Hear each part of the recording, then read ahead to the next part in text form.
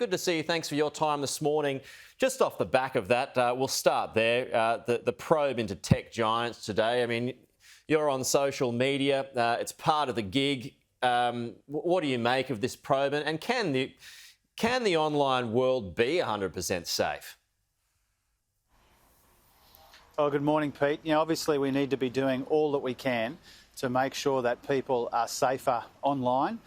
It's a really important objective. I think what matters here when it comes to the Prime Minister's commitment, we've seen these kinds of announcements before, we've seen these headlines now for a couple of years.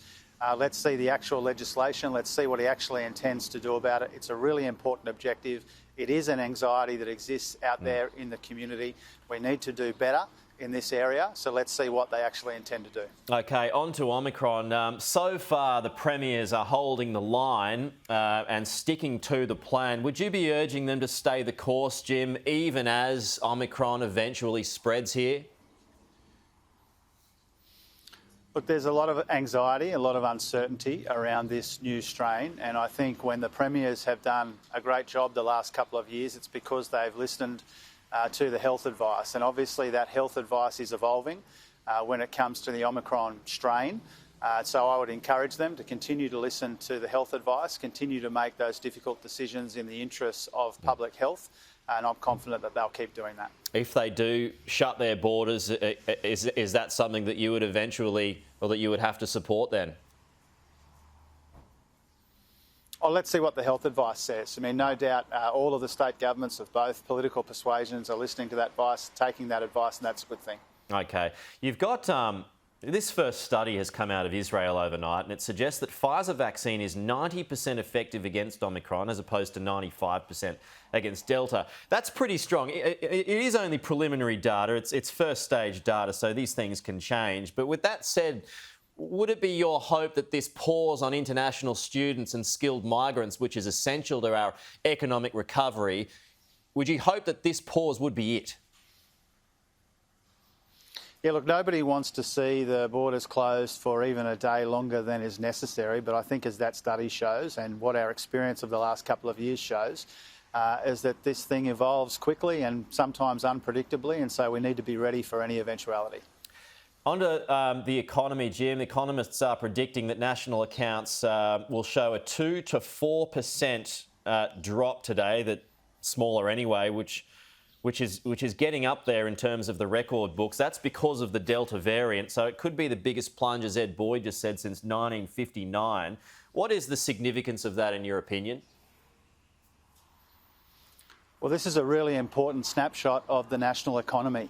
The national economy is defined by skyrocketing prices and falling real wages, and also in the September quarter by the second biggest fall in economic growth since these records were kept. And, you listen to the Prime Minister and the Treasurer, they always want to talk about international comparisons. Of all the countries that have reported so far, Australia is expected to be absolutely last when it comes to economic growth.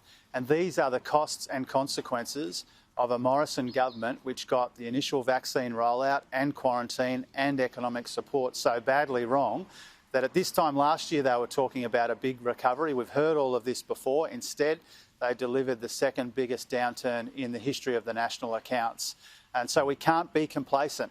The Omicron virus strain is something that we need to be very attentive to. Complacency is what stomped on the green shoots of the beginnings of the last recovery, and we don't want to see that again. Unemployment, though, I mean, it went the other way when the last figures came out. All things considered, it's not too bad with where we're at the moment, and wouldn't you concede it would be much worse without the government support that has been provided so far? Well, it would be much better had the government not stuffed up the initial vaccine rollout or quarantine or withdrawal of economic support. But don't forget, Pete, the government wants you to forget that 200,000 jobs were lost in the last 2 months alone.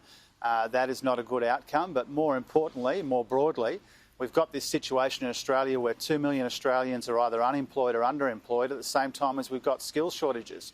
And that speaks to not just the last 2 years of economic mismanagement, but the last 8 years of economic mismanagement that we have that situation. So the labour market is not in as good a condition as we would like it to be. It's partly a story about training. It's partly a story about a couple of months of quite bad unemployment figures, 200,000 jobs lost. But regardless, you'll hear all kinds of stuff about the recovery today from the government, but we've heard this all before. We can't be complacent about it.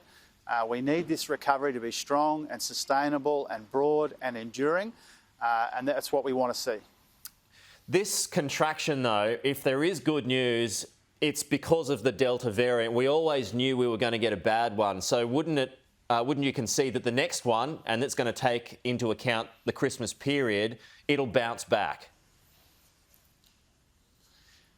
But Pete, the reason why we have the worst September quarter in the developed world out of all the countries that have reported so far is because Scott Morrison did such a bad job on vaccines and quarantine and economic support. We shouldn't be in a position where our economic growth for the September quarter is the worst in the advanced world of all of the countries that have reported so far.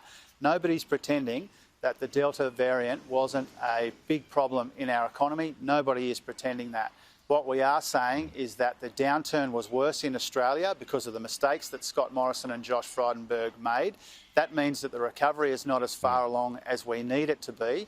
And it means that the complacency that we saw at this time last year and in the May budget, where Josh Frydenberg said the economy was roaring back, instead we got the second biggest downturn in the history of the national accounts. And I think that speaks to the caution that Australians should have when they listen to these two guys, Morrison and Frydenberg, talk about the economy and the recovery. Well, wage growth, certainly a problem. It has been low for some time now, even pre-pandemic. But according to reports, households have got up to $217 billion as a total saved. So doesn't that show, Jim, that the money is there and will eventually feed back into the economy, boosting things again?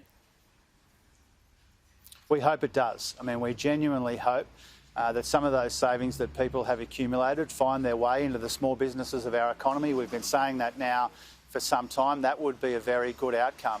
But it doesn't disguise or distract from the fact that real wages went backwards in the last numbers, and the government expects real wages to go backwards over the next 4 years. And that's what turbocharges this cost of living pressure that ordinary working families are feeling all around Middle Australia. Petrol prices skyrocketing, childcare prices, rent is going through the roof at the same time as real wages are going backwards. And I think that is a defining feature of the Morrison government's economic mismanagement, not just for 2 years, but for the 8 years that the Liberals and Nationals have been in power. Okay.